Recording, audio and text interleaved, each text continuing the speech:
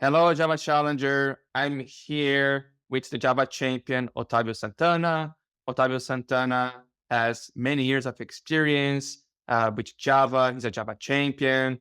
He worked for many companies that have a strong impact in Java community, and he's now a consultant.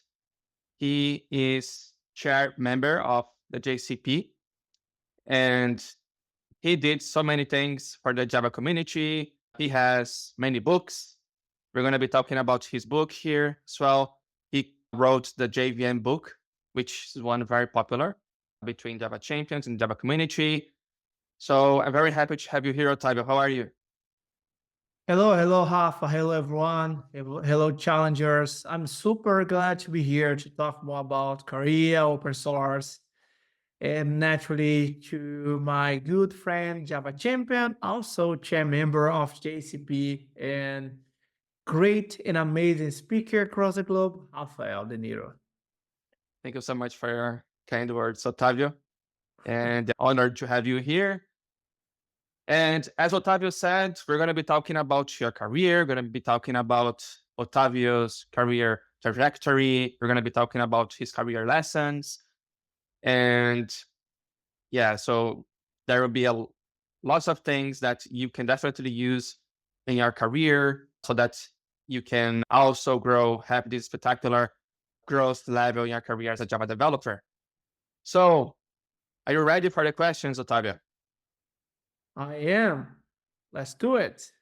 Amazing. So my first question to you, Otavio, is about your career trajectory. I'm really curious to know a little bit more about your story and how you achieved all this level of success in your career. You became one of the top references in the Java community. So I'm very curious to know how it all started and a little bit about your story.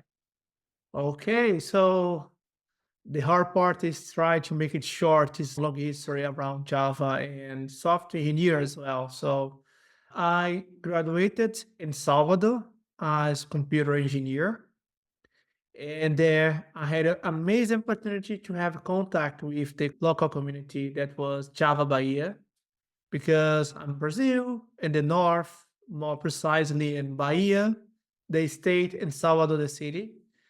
And based on that, I had a huge contact with community, start to learning more. I had contact with the market, local market there. And based on that, I start to wondering, so, okay, it'll be amazing if I start to know people who build this kind of thing. Because at the time, I was not looking to do the crude operation. I know it's more normal job that everybody does. I respect that. But since that time, I didn't like to do that. I always want to be a scientist or do this kind of thing like language database. It was my dream to start with, to be honest. And based on that, I started to connecting with more people, and then I had an amazing opportunity to connect with Bruno Souza, who opens my mind around the community, Java community itself. So he put me in contact with several people that helped me to join OpenJDK, because at that time I'd like to join the open source projects, especially because in Brazil, a lot of people talk about open source, right? But most of the time, they talk more around the philosophy behind open source. I love to see the engineer behind open source. And based on that, I started to go in open source project. I need to move to São Paulo, where I got an amazing opportunity to go to work in a Apache company who supports several Apache projects. And finally, I decided to move to Portugal, where I'm closer to the open source community itself. So, in summary, I'm just a guy who is following his dream with open source and computer science. Awesome. And how many open source projects have you contributed in total? And what is your favorite? I know this question is a bit difficult, but Yes. If you have the Usually, answer for the this one. favorite one is the latest one, right? So on the open source, I guess over 30, 35 open source products at all, especially because when I talk about Java, for example, we do have several projects inside Java itself. The same thing happened with Jakarta, and the same thing happened with Foundation and so on. So I guess 35 or over 35 specification and so on. My favorite one is Jakarta data that I raised. I designed it. I saw burning. So this is my favorite one. And CDI because I saw those guys burning. So I had the idea. I put some insights. I started coding it. And that's why I do love those as much. And also Eclipse GenoSQL. Awesome. And many developers are stuck in their careers and they don't know exactly what action to take to improve in their careers. And I would like to know what are your thoughts about doing a mentorship? As I said before, right, Bruno Souza opens my mind as Rafael del Nero opens my mind. So, in my opinion, mentorship is a shortcut for your career, in summary, because instead of you spend a lot of time to find the right direction, to find the right people, to find the proper books, you're gonna have someone who did that, and based on that, this person is able to give the shortcuts of direction. So, okay, you can go to that direction, you can go to another direction, and you can follow your dream. So, mentorship for me is one way to reduce the time, work brighter, so be smarter than harder, and especially to have someone who has more network than you, more reference than you. So this person can bring you contacts to reduce everything. So a summary of the summary of this summary is someone who can make your career goals faster 3 or 4 times. Awesome. What is your advice for developers who want to contribute to open source projects? It's a good question. First, find the product that you do love, right? Because it's really going to be easier to go spend time. My advice is like any habit, do every single day. So, okay, I want to contribute to Jakarta E, for example, that is the Java Enterprise. Start to reading or doing documentation fix every single day. Don't try to only go to weekend doing that. So first advice is find what you do. You love to spend time. Understand that it takes time to achieve. Third, do every single day, even for 20 minutes. And actually, we interact with people because at the end, we are talking about software. So software is two people with people and through people. There is no way to escape of that. Yeah. And in your perspective, what is the benefit of developers contributing to open source projects?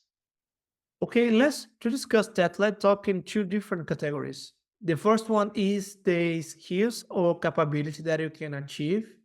So, for example, myself, I could learn English very well. I mean, not perfect, but just good enough to communicate.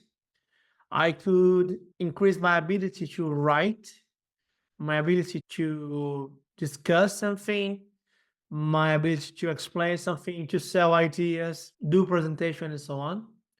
Beyond that, I also have amazing opportunity to work with the best of the best around software. So I learned a lot of hard skill like good practice, how to test, how to write a good documentations, how to do a good framework, how to write good annotations, and so on. So their capabilities are increased a lot on both. So hard skill and soft skill. Beyond that, you increase your reliability, you increase your networking, you increase your personal branding, and so on. So you increase your marketing status in the market. This way, you're going to have both. So capabilities, hard and soft skills, and also your reliability inside the network of software development. Can you tell me what's your routine to keep at the top of the game as a software engineer? Oh, that's a good question because a lot of people have the thought that we were born as Java champion, right? And that's not true. Uh, I do believe in single step every single day. I do believe in consistency. So my routine is naturally wake up with some studies routines, then go to the gym where I spend 1 hour, 1 hour and a half doing some exercise, and then I will start to work. I really work for 6, 7 hours, and then I have more time to study and then stay with my family. I usually have time to study, so I study piano and music in general. Besides that, I contribute with open source projects and naturally stay with my family and some language studies. And I guess that is it. So I usually start at 5 a.m. and go until 7, 7:30. Yeah, that's an amazing habit you have. And that proves that we don't need to invest a lot of time to learn and to be at the top of the game as software engineers. And that's something I get a lot from software developers. I feel that to put a lot of time on that, but it's not necessary if you are consistent. So that's what I tell many Java developers to do 1, 2 Pomodoros a day, because all of this knowledge will compound with time. And Yes. I do enjoy the Java challenge that we do, by the way, because I usually spend sometimes like 20, 25 minutes studying those to see some tricks and pitfalls with Java. It is amazing doing it this way. I do recommend you to follow Rafael del Nero on social medias like Twitter, Instagram, and LinkedIn, especially in Instagram. thanks, Otavio. Thanks. That's amazing to know that you do my Java challenges on Survival. Yes, enjoy doing this kind of thing. I'm enjoying doing code. So for me, it's like an amazing time to relax a little bit. And the Java challenge is one way to practice and learn from somebody else perspective. Amazing. Yeah. And another thing that you said that is really important is about health. And I think it's really good that you go to the gym in the morning. And that's definitely something that makes us better learners. It makes us sharper as software developers. That's something I really emphasize to developers, because without health, really, you have nothing, right? Yes. I mean, I'll start to have a better routine and better food, healthier as well. And my productivity increased a lot. A lot of people have the thought that I do have 45 hours by day, but it's not true. I mean, I do have the same time of everybody. What I do is first try to buy time. When I mean that, I say, I mean, if I want to go to gym, I try to have a gym close to me or maybe have the equipment on my site or my house. If I enjoy to read, instead of having the library at my house or using Kindle and things like that. So try to buy time every single day. For example, if you wake up early and you go to the grocery, you might not have lines or queues for you. So you're gonna save this time as well. And if you do have flexibility in your job, man, explore more. Avoid to go to the grocery like 6 p.m. because it is a time that everybody goes. So use line, use GraphQL, and so on. So if you do have flexibility, explore more, buying time for yourself, and using this, wasting time in something else. And again, Yeah. my secret is consistency. Do everything like 5, 10 minutes, 20 minutes every single day is way better than study the whole weekend. At least it works for me. Yeah, that's a powerful lesson. I talk so much about consistency, and it's true, right? I ask every single Java champion or every top performer, they always say the same thing. It's consistency, right? Obviously, it's not consistency without the strategy. You have to have the strategy. You have to know where you're heading towards. Otherwise, consistency means nothing. So, really good points. And the other thing that I say a lot to developers is to listen to audiobooks or podcasts while they are commuting to work or doing exercises, because that will make them learn something while doing exercises, for example. Yeah, I enjoy this approach and I do recommend this approach. So keep moving your mind, your body, your health. Those are great. For example, right now we are living in a lot of AI products, so it's time to explore those, see what's going on, and see everything that can make you save time. Exactly. And what do you recommend? Maybe we talked a little bit about that already, but what do you recommend other Java developers to do so they are sharp for technical interviews and so that they are also highly employable? Of course, Java challengers, for sure. They can Thank you. practice with Java challengers, so it is amazing. Okay. Beyond that, I do recommend you to increase your reliability inside the market. Because let's be honest, it's a nightmare, a headache to do technical interviews nowadays, right? Especially because you might doing that on your after work time. So you are exhausted and then you need to discuss about code again.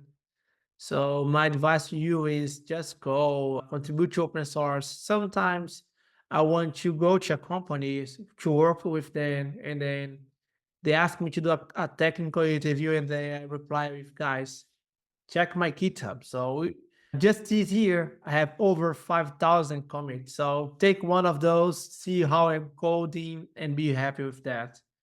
Because it is impossible to having 5,000 commits in the code in the GitHub, and you're not able to see how I'm doing code right now.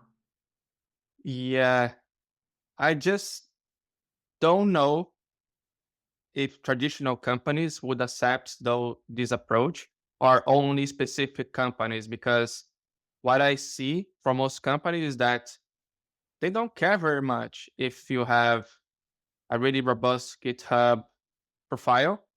They will care to call you for the interview. But Yeah. if you don't do well in the interview, they will basically disconsider everything you have on your GitHub profile. So what do you do in this case? Be honest, if they don't want to save my time doing this kind of thing, I mean, I'm fine to do a job interview to discuss. But okay, Otam, let's go to discuss some technical code sample that you need to spend 20 hours of your free time to do something like this. I would say no, not for free. So if you want to pay, I can do it, or you can take a look at my GitHub profile. Because I understand that they want to prove that I'm doing some code. It is fine. So I do have several open source projects. But for me, it does not make sense to create a simple project that's gonna be to the trash in a couple of days. Mhm. I mean, what's the point? There's no guarantee, by the way, that I'm the one who did that, right? Yeah. There's no guarantee at all. So I mean, and what is the goal of this challenge? To see me coding? So GitHub. If Yeah. they have a procedure that don't care about people, my first question is, should I go to a company who doesn't care about my time? Yeah. So what about the big techs? Because what I see is that it's always the same process. They have the algorithms interview and then the system design interview. Like, It's made by people, right? I mean, imagine you go to an interview with James Gosling to do question about Java with James Gosling. Come on. And could you explain to me what is the Java object? And it'll be amazing because if they reply with the wrong answer about that, probably you are wrong. Because that's the way that he might design. And a lot, I saw the discussion. I saw that one company lost the opportunity to have the Node.js creator inside the organization because he makes some jokes about that. So apparently, I'm not good enough to pass in the Node.js proof. And that's weird because I'm the one who built it. that's ridiculous.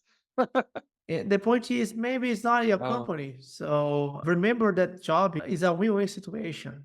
If you, the company should care about you, should care about your time, should care more about your goals. If doesn't make sense to you to go there, go to find another job.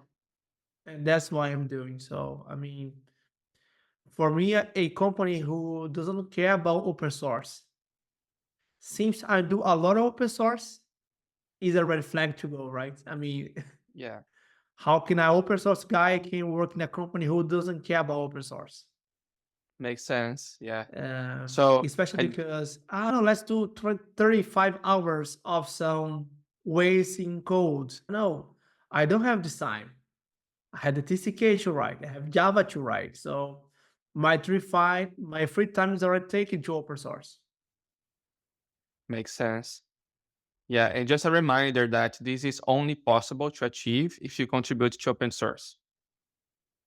So that's one of the big benefits of contributing to open source, because if you don't have an open source, then if you don't have enough contributions to open source, then you have to go through the annoying process of interview. Yeah, I mean, the interview itself is okay. One thing that I don't like, I saw several discussion in the Git in Twitter, for example, is the whiteboard discussions or do some technical challenge in your free time to go to a job. For me, the reality is they still do not know how to hire people. And they are trying to find one way to do that, but they are not sure. That's a reality. And tell me about the books you wrote, Otavio. How many books did you write? What was the most challenging book? That's a good question. I guess it was around 20 books that I wrote so far. On my website, I do have the latest one. So the 15 latest one, I wrote as community with a lot of people. I wrote alone. I wrote with some colleagues. I did some review of those books and I participated of technical review. For me, the challenge is to work with publisher, all of those, because they complain about everything that I do. For example, if you go check my articles, you can see that I put a lot of reference. And when I try to do that on books, some publishers don't like it because they think that I'm trying to selling uh, another book that is not their book. And my point is not, I'm not doing that. I'm just putting reference and enhance my arguments to explain my points. I mean, if I put my opinion, it is okay because I do have experience. But if I do have my opinion that have several cases that prove it, it's way better. If I do have my opinion with case and also some books reference, is way better to prove my points. And that's how I usually do, right? For example, the JVM that I wrote, I use a lot of Java documentation reference or the Java specification reference to achieve that. I use a lot of OpenJDK to achieve that. So the same thing happened with the Java persistence with NoSQL. So I use a lot of books, a lot of reference, the company reference documentation as well. And for me, the fact that publishers is still complaining to put this link reference is one thing that I don't enjoy. New year, new challenges. Probably I try to write my books alone. So if without publishers, so this way I can put as much reference as I wish inside my books. And let's see. That's amazing. Yeah, and do you have your JVM books to show everyone? I do. So if you go to my website, otaviojava.com/books, you can see the book that I wrote. I mean, the most popular ones, the best ranking in the website. So the JVM one is I indeed I have two of those, one in Portuguese, another one in English. The latest one is English, where I explain the bytecodes, the register, the reasons, and step by step around the JVM. So it was a great book, especially because I could merge with some concept and approach of system operation inside the JVM. Amazing. Many Java champions are recommending Otavio's book. So, Mastering the Java Virtual Machine is an excellent book. Yeah, it was a good challenge to write this book, especially because it's hard to explain to every single people what that is inside the JVM. Plus, I do have the limitation of being in 200 pages. So my goal there was to bring an overview because it's impossible to put over 1 decade of experience in OpenJDK inside the book. Yeah. And so a lot of people complain about, okay, the book is not deep enough, but I mean, it's impossible. So probably I need to have the volume 2, volume 3, volume 4 to go deep in any kind of areas inside the JVM. Yeah, and it's better to be in an introduction because otherwise it might overwhelm the reader as well. Yeah, I mean, I usually explain that because people ask me about, oh, Tavi, but I want to learn deep on JVM. Yeah, this book you help to mastering. So if you have no idea about what JVM is, you're gonna have some better ideas to better approach how it's work. But if you want to create your own JVM, naturally this book's not for you. So if you do have enough knowledge, go to the OpenJDK code itself and learn from there. Yeah. And I also see that you are an independent software consultant. So, how's the journey of becoming a consultant and how is the daily work? Have or you do need to have a huge discipline inside this kind of thing, right? I mean, especially because you need to study, to work, to see everything going well, and so on. On my side, I do also have open source projects to work on that. So have the discipline to work to the client, to have some time to work to yourself, to study is one thing that's huge challenge, especially because by default, our clients are hurry, right? Everybody wants they things for yesterday. So it's a huge challenge, but I'm learning a lot, especially because projects and means learnings. That is it. And how do you find a customer? Right now, they usually find me. I need to Mhm. improve my marketing style to find my clients right now, but usually they find me or I talk with people on the LinkedIn and saw the product they do have and then start working with them. Excellent. And what is your golden advice for Java developers so they get the best jobs in the market? I think we talked a little bit about that, but Yes. Yeah, we'll let's talk highlight more. it. So first, find a mentor like Rafael. My point is, instead of you spend years to learn a new thing, you can use Rafael, for example, to learn in a shorter time. You can go, for example, to apply your ideas in a single place. You can, for example, learn from his mistakes. So naturally, he has an amazing networking, so he can put you in the right direction with the right people and so on. So find a mentor is crucial nowadays. So it's a good investment to you to learn and apply knowledge. Beside that, have a balanced life. So understand that you need to have a balance between your professional life, family life, single life, in equilibrium. Furthermore, routines, right? Atomic habits.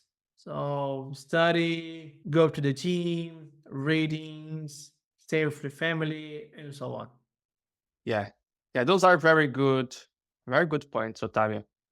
And just to reinforce your point about the mentorship, I have the registrations for the Challenger Developer Mentorship opened now. And I'm going to leave the link here below in this video.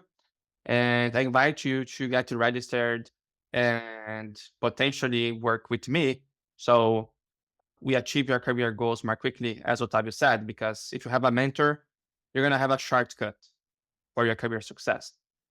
And what Otavio talked about also is very important about having a good routine so that you are always consistent doing the things you need to improve your career. Yeah. So that is it. So it is December right now. It's a good opportunity to do retrospective, to define goals to the next year, to be a better person. So use this time to explore that. So next year could be the best version of yourself if you decide to use mentorship with Rafael. Thank you so much, Otavio. Uh, Pleasure. and what are the books you recommend for Java developers? Besides yours, of Mine. course. That's easy. Um, Naturally, the classics, effective Java, the clean code, evolutionary architecture, fundamental of software architecture. Those are fundamental. Right now, I'm reading around Software Architecture Advisor, where the goal is to decentralize the software architecture. This way, everybody can participate and jump in on that discussion. And naturally, my books. So I mostly talk about Java, Java persistency, and NoSQL database. And naturally, those are super important topics to cover and to learn. Awesome. Do you have your JVM book in the physical format? Yes, I do. 1 second. Yeah, let's All right, show it. Oh, let, let's show it. Yeah. let me take it here. So, ta-da! Mastering Amazing. the JVM. Yes. Yeah, guys. So I highly recommend Otavio's book, Mastering the Java Virtual Machine. And by reading this book, you'll definitely become a better Java developer. And the deeper you go into Java, the more senior you become. Right, Otavio? Yeah. I mean, one thing that I realized with the time is the fundamentals, the crucial part to become a senior, especially because at the end, when you design some new software architecture, new design, and things like that, those will be crucial. Exactly. So I'm gonna leave the link from Otavio's book here, and so that you can get this amazing book. Highly recommend it. It's not only me; many Java champions are recommending as well. And that's pretty much it. Thank you so much, Otavio, for Sure. participating in this conversation. And I'm pretty sure that you, Java Challenger, can apply many of the career insights we discussed here, many of the things Otavio have been doing and many of his advice. Definitely you can use it in your career as well. So, Otavio, thank you so much. I'm really happy that I had this conversation. And that's pretty much it. So do you have any final advice for Java developers? Enjoyed your year, so it is time to think more about the future of your career, of yourself. Work better to be a better person. Understand that you are not your job, so have the flexibility and equilibrium between yourself, your family, and your job, and have consistency. So do a single step every single day. And naturally, Rafael was mentor. Thank you so much, Otavio. You're very kind. Otavio, that's pretty much it then. And I hope I see you again very soon. Me too. So bye bye. Cheers. Cheers, Otavio. Cheers, Rafael.